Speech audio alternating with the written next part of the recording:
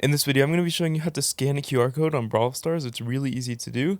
First thing you do, click on Friends in the right middle of the screen, very far right.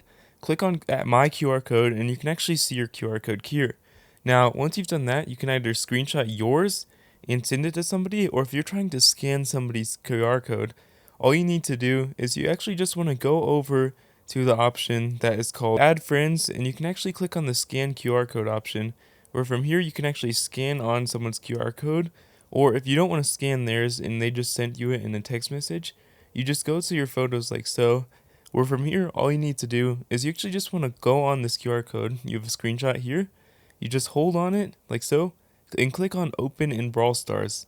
And from here, it will actually add this friend to your account in Brawl Stars. Click on Confirm if you already do not have them as a friend. And as you can see, they'll be on your friends list like so.